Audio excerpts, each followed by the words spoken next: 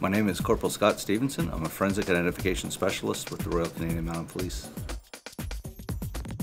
We look after all the districts in Prince Edward Island, so we could be responsible for responding to any crimes within any of these districts. You just never know what one day is going to be like. Every day is different.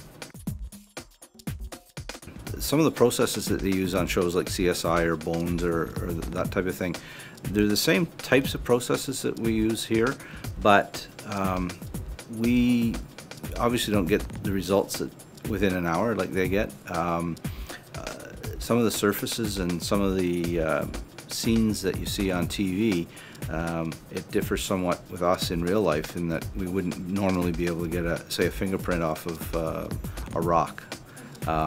It depends on, they take a little bit of ad-libbing in the TV shows, so we have to deal with real life experience stuff. The ability to attend the serious crime scenes like a homicide or serious physical assault, those types of things, where you go into the scene and you actually have to sort of piece together what's happened, because you know you're attending a scene that a crime has been committed, and the only person, especially in a homicide, the only person that knows what's happened is the bad guy who's not there, and the deceased who is there, but they can't tell anything. So the clues that they've left behind during either the struggle or how that crime was committed, the ability for us to analyze that scene and put together how and replicate how that crime was committed, I'd say that's probably one of the neat things. Being able to identify a fingerprint to a suspect and help somebody out that maybe have had their house broken into, we are able to take that suspect and arrest him and get him off the streets. We're on call, I'm on call every other week, 24 hours a day. So we get called out at 1 o'clock, 2 o'clock in the morning, and could be out for the rest of the night. So yeah, waiting for that phone call to come when I'm on call, don't like that. We have to be very precise and very meticulous in the work that we do. We can't be wrong. Ours is the only job within the RCMP that if we make a false identification, falsely identify a fingerprint or a piece of physical evidence, that we're removed from forensic identification duties. We would be placed back doing another duty, but it's very, very important for us not to make any mistakes. So we have to follow a scientific process, and we have all our work is verified by another forensic identification specialist. We get paid the same as a regular general duty member. We get a promotion to corporal at the end of our 3-year apprenticeship, but aside from that, it's the same salary base pretty much as any other corporal in the RCMP.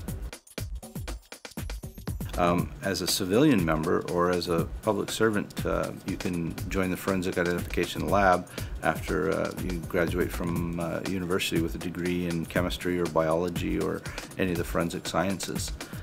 You could also have the opportunity to join the RCMP, complete 3 years of service, a minimum of 3 years of service, and at that point in time then you can apply for the Forensic Identification Program.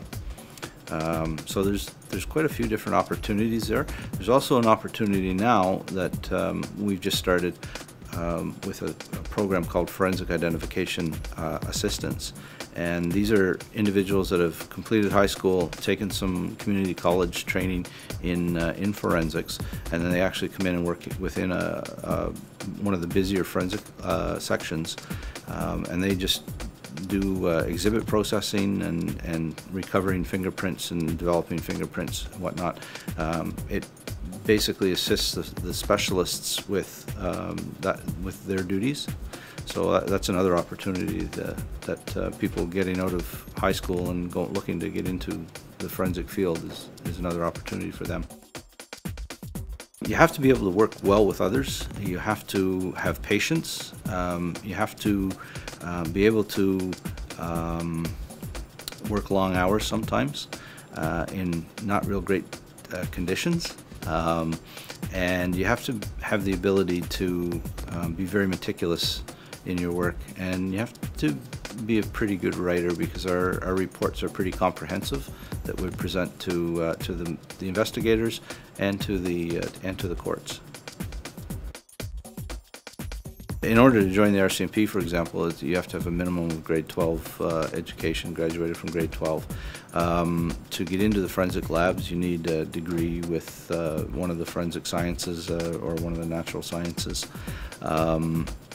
As far as a forensic identification specialist like myself, it's a 3-year apprentice program. After you complete a couple of different courses that we have to do, there's a probationary period as well. There's a bit of a period where we go in and we do a 3-week assessment with another section to see whether or not you've got the ability to work well with others. You have to be able to be tolerant of the different chemicals and powders that we use. So if you have any allergies to those chemicals, this isn't a real good environment to be in. You have to be somewhat physically fit because of the equipment that we carry. We're down on our hands and knees a lot examining scenes, so if you've got bad knees or that type of thing, it's not a great job for you. We have to undergo an 8-week training course at the Canadian Police College in Ottawa, where we learn the various aspects of forensic identification. We also have to recertify every 2 years.